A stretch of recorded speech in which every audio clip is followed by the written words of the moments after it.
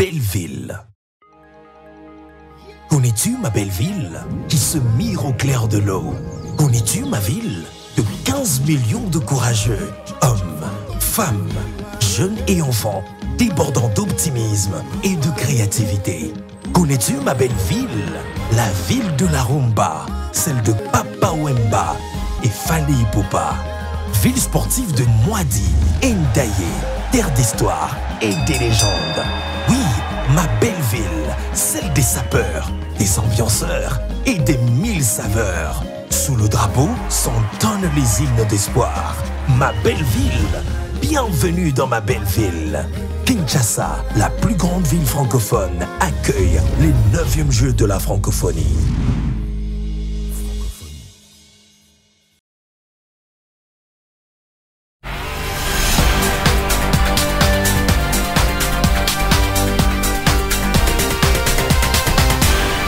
Mesdames, Messieurs, bonsoir et bienvenue dans cette édition d'information sur A30 Télévision. D'abord, le titre, la ville de Kinshasa, officiellement un nouveau commandant à la tête de la police nationale congolaise.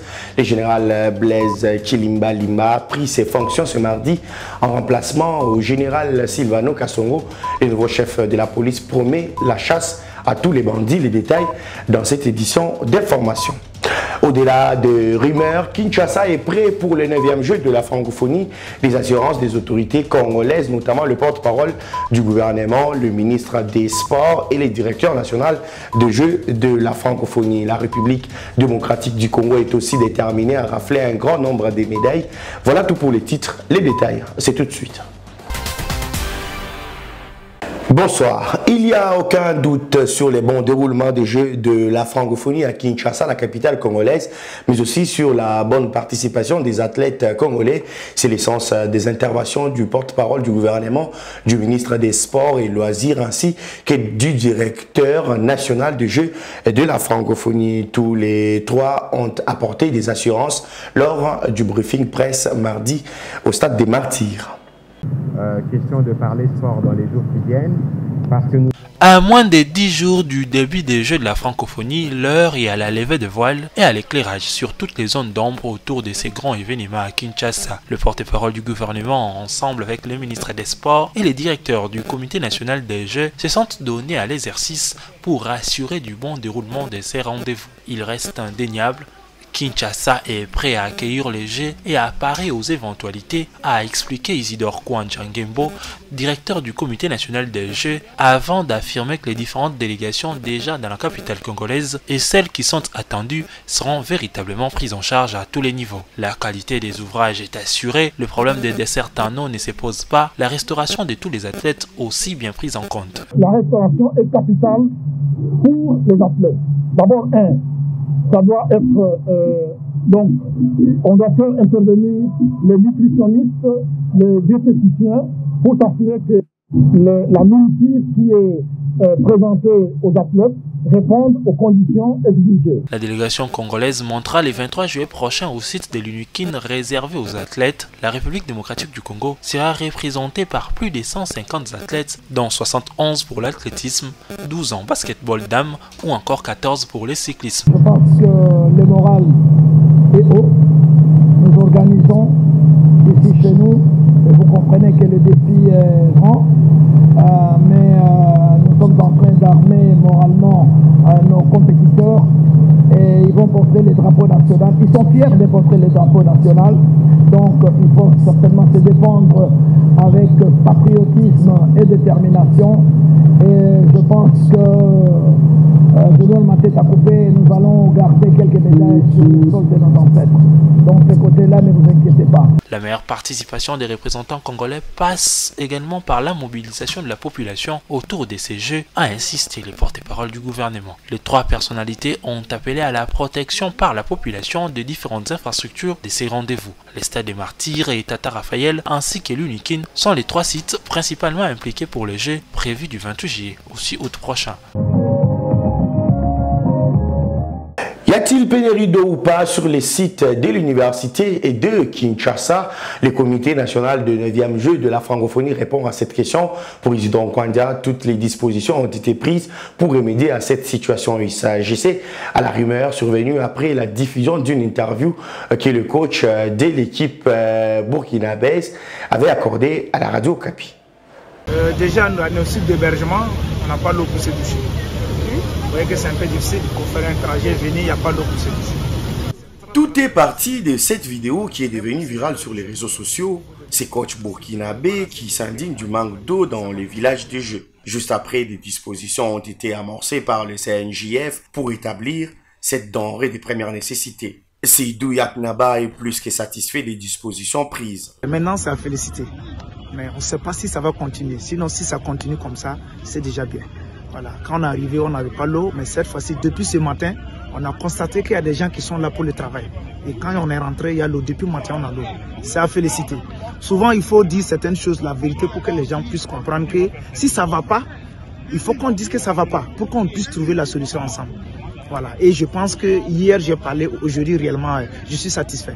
Le directeur du CNJF, Isidore Kwandia, rassure aux parties prenantes que toutes les dispositions sont prises pour le bon déroulement du jeu de la francophonie. Nous avons aménagé des espaces pour eux, on a aménagé des hommes pour eux. C'est fait qu'il n'y a pas eu ces réglages-là pour permettre à ce que l'eau monte dans toutes les chambres où nous avions logé ces athlètes. Ça, c'était le premier jour. Aujourd'hui, moi je suis allé à l'université de Kinshasa. Les images sont là, vous pouvez le voir. Et l'eau coule dans les robinets.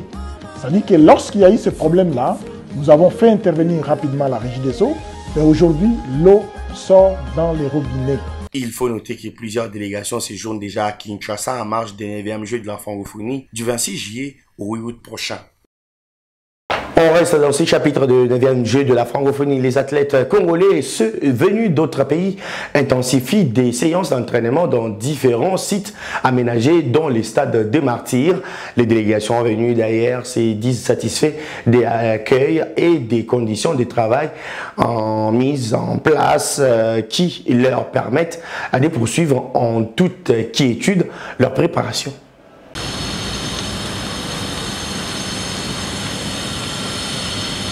Nous sommes au terrain annexe du stade des Martyrs de la Pentecôte, rénové pour le 9e jeu de la francophonie. Les athlètes venus de différents pays s'entraînent à 9 jours du démarrage des 16 Olympiades. Dans cette piste d'athlétisme rétapée, l'on y trouve notamment des coureurs de la RDC. Ils se préparent notamment pour les épreuves des 100 et des 100 mètres. En soi, ça se passe très bien. Vu que nous avions débuté à la préparation avant. Et maintenant là, c'est le camp de la Convergence qui comptera aussi pour les Jeux de la francophonie. Je crois que nous sommes en train d'affûter nos athlètes et tout marche bien.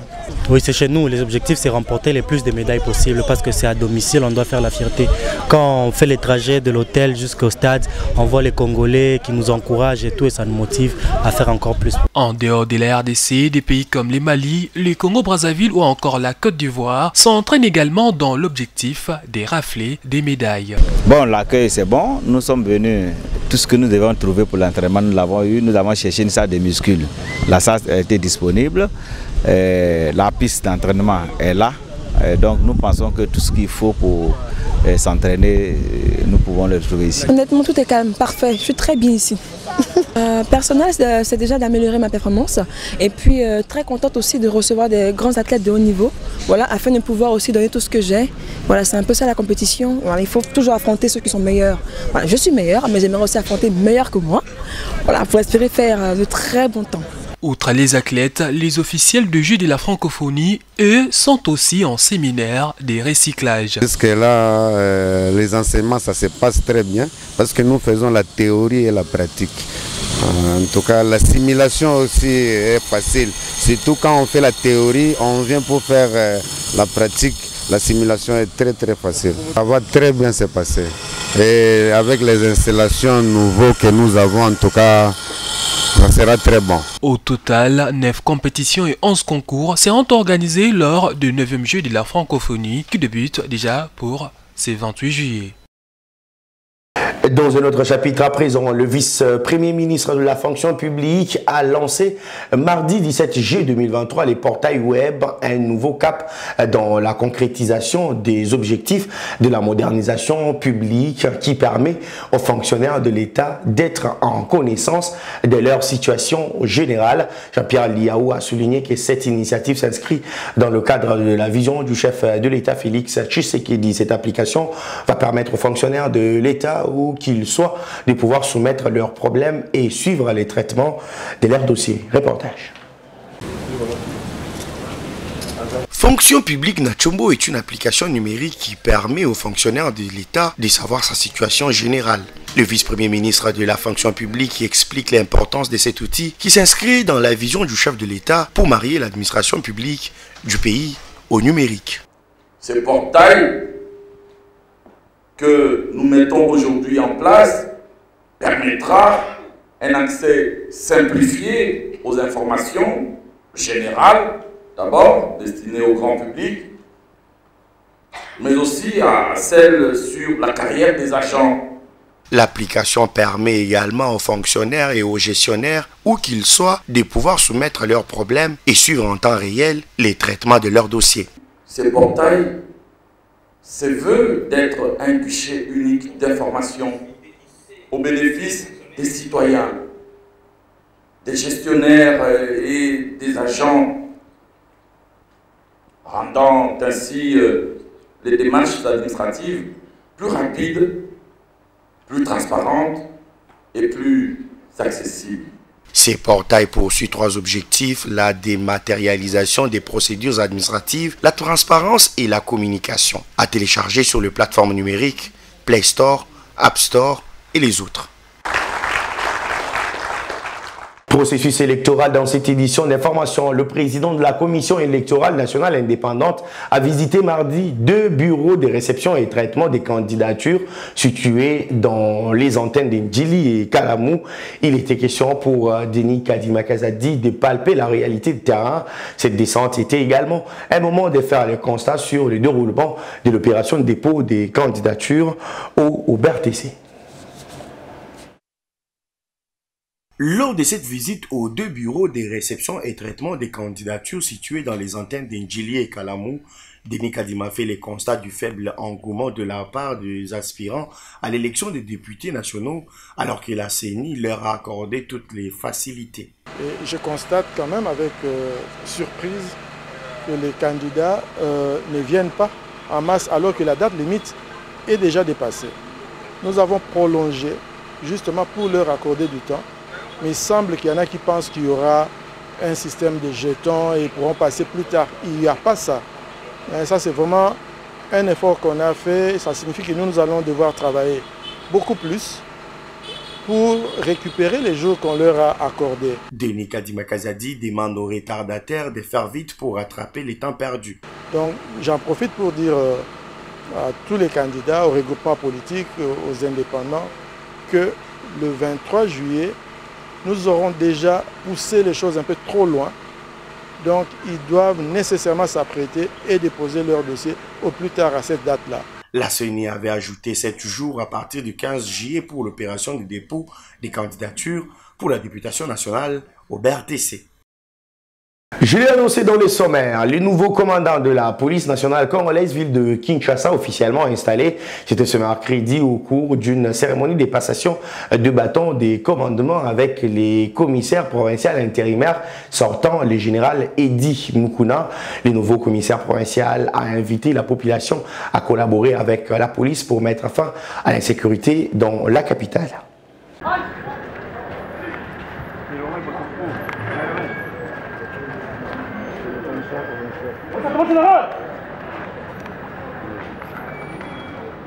Armes! Oh! C'est la fin du suspense au commissariat provincial de la ville de Kinshasa.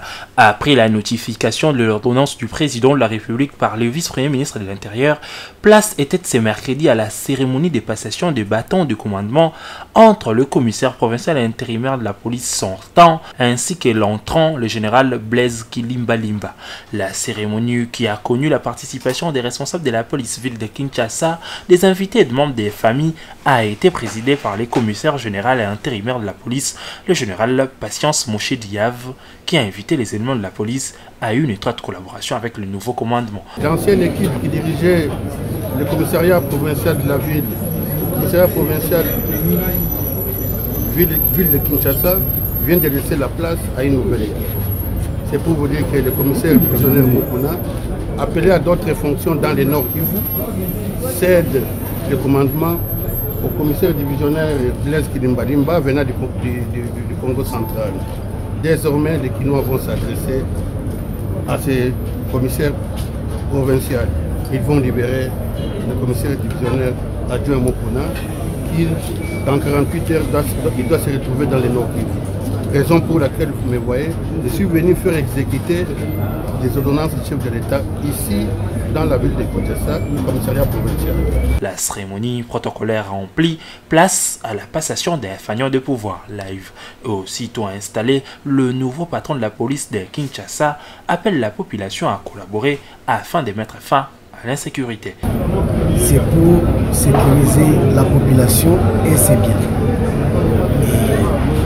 Nous y parviendrons avec la collaboration de tous les policiers et de cette population même qu'on est appelé à sécuriser.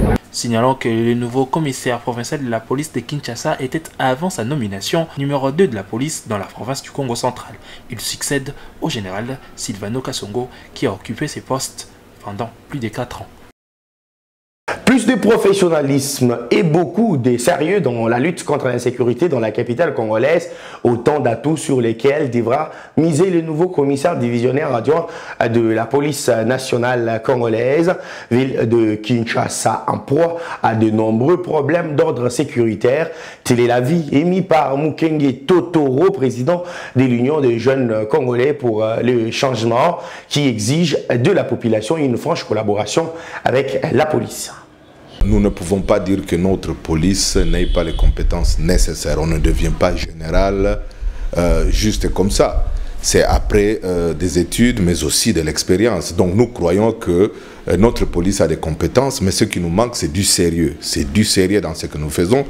Vous êtes sans ignorer le genre d'insécurité que nous avons ici dans la ville-province de Kinshasa. Les Kuluna, les poches de Kuluna. Mais est-ce que les polices ne savent pas? Ils savent très bien. Et d'ailleurs, dans d'autres endroits, on dit que les Kuluna le font en complicité avec certains agents de la police. Et alors, nous pensons qu'il faudrait réellement du sérieux. Et nous pensons que le nouveau leadership de la police congolaise devrait penser aussi à l'allocation de rémunération des soldes des policiers. Puisque aussi, demander à un policier affamé qui n'a pas de moyens de prendre soin de sa famille, que lui puisse prendre soin de votre famille, ça devient une aberration. Donc nous pensons qu'il faudrait qu'il y ait du sérieux dans la gestion des choses publiques, de la sécurité nationale de notre pays, en dotant aux policiers d'abord leurs soldes, en prenant soin de leur famille, bref, en leur mettant dans des conditions de bien servir la nation. Et à ce niveau-là, nous pouvons nous garantir que maintenant le policier, avec les compétences qu'il a, il peut le mettre au service de la société. Donc, si on ne le fait pas, dans les mêmes circonstances, les mêmes causes produisant les mêmes effets, nous allons encore nous retrouver dans la même situation d'insécurité que nous sommes en train de vivre aujourd'hui. Dans les restes de l'actualité, 24 heures après la manifestation violente des étudiants de l'Université pédagogique nationale, le comité de gestion de cette université condamne avec la dernière énergie les actes de sabotage posés par les étudiants au sein de l'université. Selon le comité de gestion, l'objectif de ces bavures était de saboter les bâtiments en construction et ceux déjà achevés et inaugurés par le président de la République Félix Tshisekedi. Le bilan est lourd selon la mise au point signée signé par la rectrice de l'université, Anastasie Massanga. Et à la suite de ces manifestations, 24 personnes ont été interpellées par la police nationale congolaise, dépêchées sur les lieux pour rétablir de l'ordre. La rectrice appelle la justice à plus d'implication pour traquer les auteurs de ces actes et leurs complices à la base des revendications des étudiants de l'université pédagogique nationale, la majoration des frais académiques.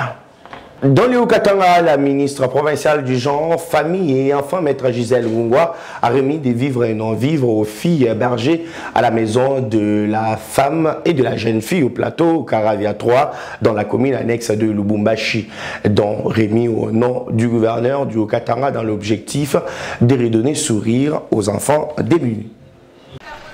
C'est une visite de réconfort et de partage qu'a effectuée ce mardi 18 juillet 2023 la ministre provinciale du genre, femmes, famille et enfants à la maison de la femme.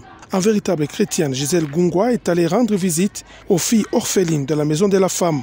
Accueillie à son arrivée par la chef de division du genre et les superviseurs de cette maison d'accueil, Gisèle Ngungwa va tout de suite visiter tour à tour les dortoirs, le réfectoire, la cuisine et quelques salles de formation. Construite pour une capacité de 177 pensionnaires, la maison de la femme n'en reçoit à ce jour que 22 par manque d'entretien et d'approvisionnement régulier en produits de première nécessité. Visiblement affectée par les conditions de vie de ces jeunes filles, après les explications du superviseur Candide Moinzé, la patronne du genre en province a pris quelques décisions sur place pour relancer ce centre qui normalement doit bénéficier des avantages du gouvernement comme tous les autres.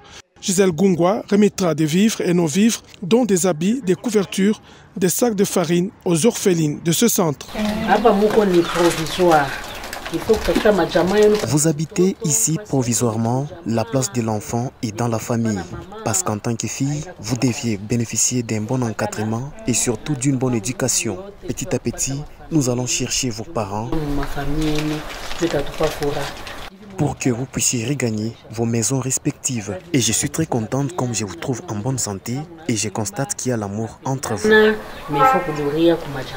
Heureuse de cet acte posé par la ministre Gisèle Ngungwa, surnommée Mère Teresa, les filles de la maison de la femme ont eu des mots justes à l'endroit de la donatrice. Nous remercions grandement le gouverneur de province Jacques Kiaboula Katoué qui nous a envoyé sa ministre du genre pour nous assister.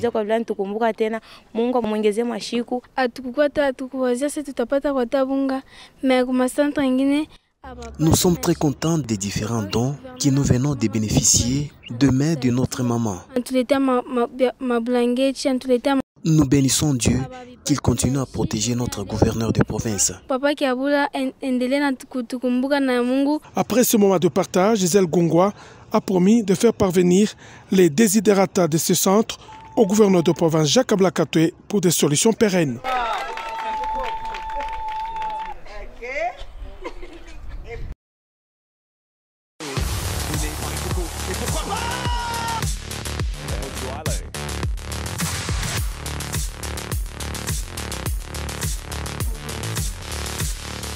Et mon sport, la DEFCO, l'association des dirigeants de clubs de football du Congo, apprécie à sa juste valeur les pourparlers initiés par le ministre des Sports pour résoudre les controverses autour du format du championnat national, formant des 20 clubs avec play-off qui récuse la DEFCO. Au cours d'une réunion ce mercredi, les dirigeants de clubs haussent le ton et s'attendent à la prise en compte de leurs préoccupations par la Fédération congolaise de football association. Les clubs vont participer à cette réunion que le ministre a convoquée, d'abord par respect et ensuite parce qu'il y a encore des problèmes sur lesquels il faudrait que les solutions soient trouvées.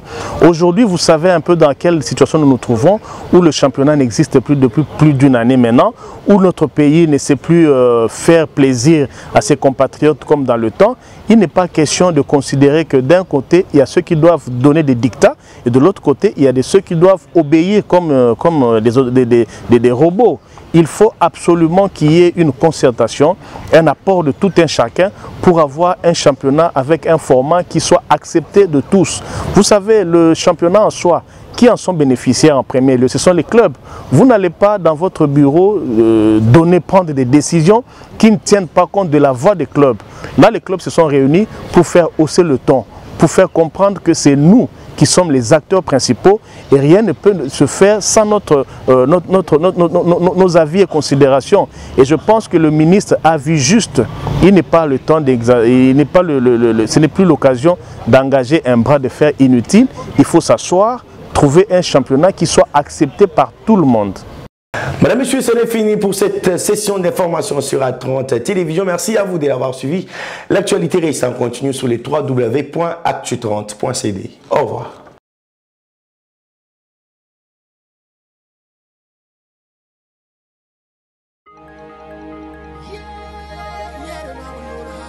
Bienvenue à Kinshasa, capitale de la République démocratique du Congo, qui dans quelques jours va abriter le 9e jeu de la francophonie.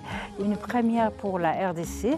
Au total, plus de 4000 sportifs et artistes sont attendus en RDC pour participer à ces jeux. Nous allons à la découverte de quelques sites retenus pour la partie culturelle. Il y a le Musée national, l'Académie des Beaux-Arts, l'échangeur de métiers, mais aussi et surtout la halle de la Gombe, véritable carrefour d'actualité culturelle dans notre ville province de Kinshasa. Pour parler de ce concours création numérique, un concept tout à fait nouveau, nous allons nous entretenir avec le responsable de cette discipline, M. Narcisse Lutumba. Narcisse Lutumba, bonjour. Bonjour. Merci d'être avec nous ici à la halle de la Gombe. C'est au lieu de prestige, de tout ce qui est culturel en RDC. De quoi s'agit-il en fait? La création numérique, d'abord en tant que discipline, a été introduite pour la première fois lors de la 7e édition à Nice, en France. Donc ça fait déjà 3 éditions que ça existe comme discipline parmi les 11 disciplines du côté culturel. C'est une discipline qui consiste à la création ou au montage des images auxquelles il faut associer un son ou des sons. Et les deux doivent constituer une seule œuvre dans laquelle nous trouvons une égale importance entre l'image et les sons. Et il y a un message particulier par rapport à ces concepts? Ça peut répondre à une thématique. Que vous allez mettre sur place ou bien c'est à l'artiste lui-même d'imaginer? L'artiste peut se choisir une thématique. Il est libre, oui. Un concours aussi peut fixer une thématique. Ok. Donc l'artiste peut s'inspirer et puis voilà, répondre à cette thématique-là. Ah, ok, d'accord. La création numérique, c'est une discipline qui exige la projection. La projection exige une salle assez sombre. Voilà pourquoi ce site a été choisi. Eh bien voilà, nous vous remercions pour toutes ces précisions. Et je rappelle que nous sommes à la halle de la Gombe, site retenu par le comité qui organise le 9e jeu de la francophonie à Kinshasa. Bienvenue à vous tous. On se donne rendez-vous dans quelques jours, le temps pour nous de vous permettre de découvrir aussi d'autres sites retenus par le comité pour ce 9e jeu de la francophonie. À tout de suite.